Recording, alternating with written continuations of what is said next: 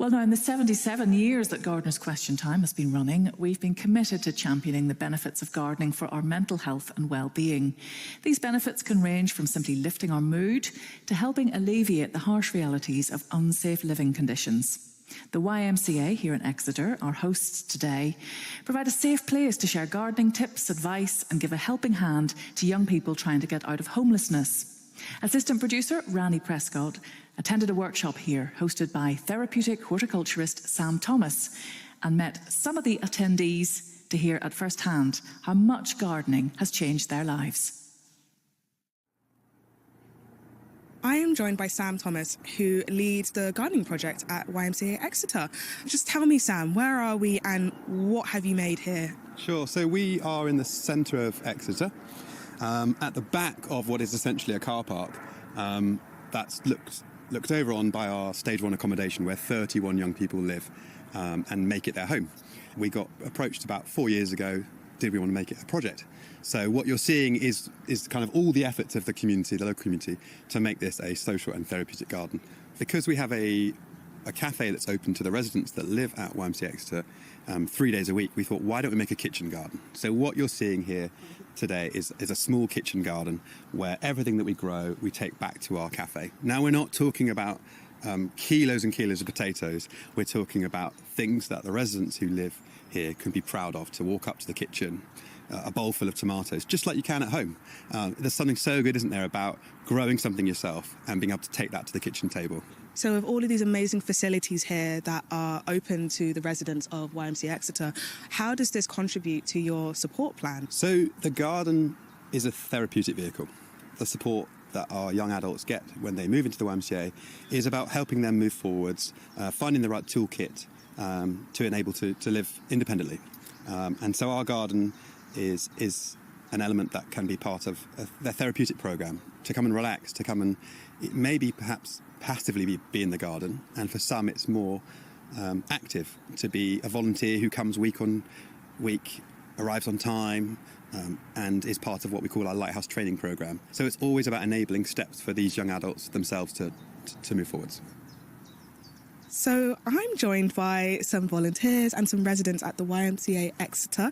I'm joined by Kirsty, Magnus, Matt and Fen. I would love to hear a bit more about how this garden benefits you. So I'm Magnus, and I was made homeless in November last year. I was always very crafty as a person. I like a bit of woodwork, a bit of metalwork. I qualified originally as a blacksmith. So as soon as I was made homeless, all of that stopped, and my sort of creative mind just came to a halt. After several months of that and some recovery in the Y, it gives me an opportunity to come outside and do something more than just sit around inside doing nothing all day. I've come out here with Sam and turned a cup and made a hammer handle, and it's a great excuse to sort of get outside, just sort of out the back of the building and relax a bit and get back into nature. And I think that it really benefits you mentally and physically to do both. Fen, how does this garden space benefit you? I've been living at the YMCA for nearly 2 years now, and for the first year I didn't really get involved with any of the community. The most I would do is go to the cafe.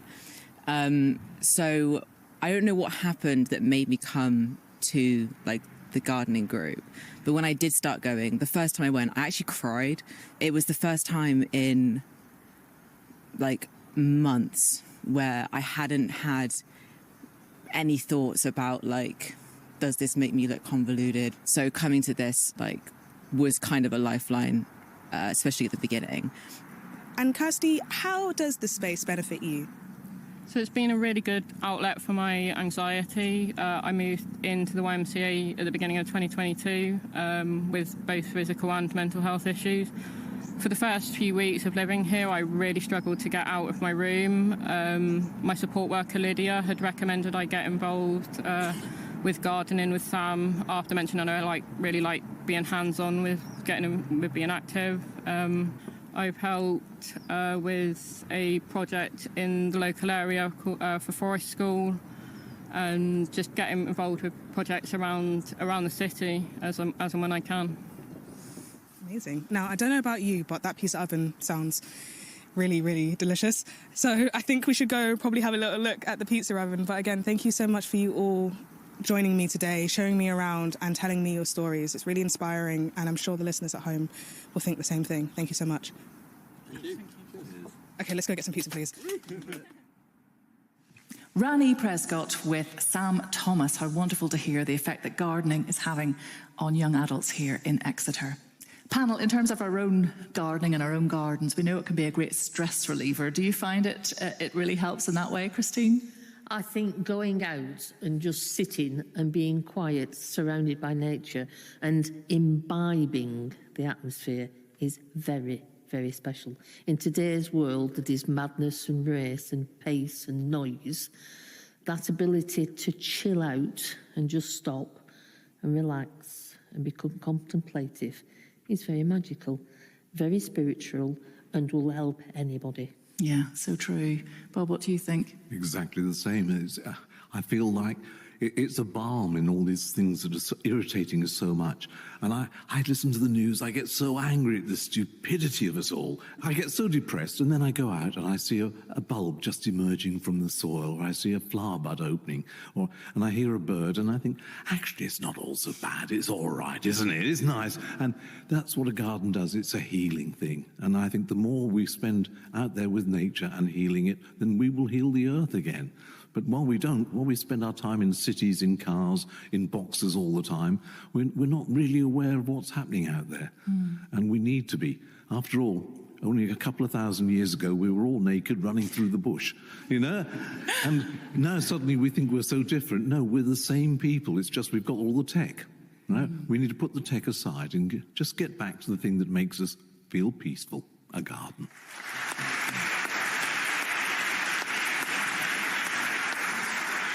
Hear, hear, so say all of us. And sometimes those things that you might call boring, like, weeding, or things can be kind of quite mindful. You can kind of forget about everything, can't you, when you're doing these things in the garden? I think that's one of the beauties, isn't it? And that's one of the reasons why gardening is so accessible.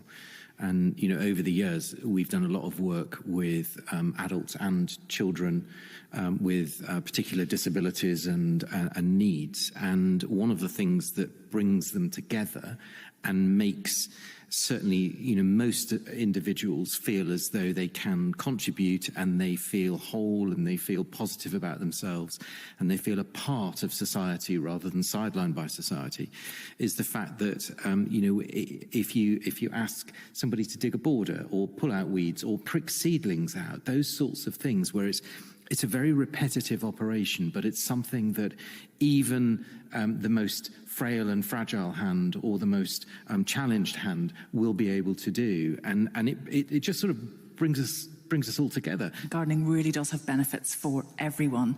You're listening to Gardener's Question Time on Radio 4 and BBC Sounds with me, Cathy Clugston. On the panel today are Chris Beardshaw, Christine Walkton and Bob Flowerdew. And we are in Exeter with these lovely people.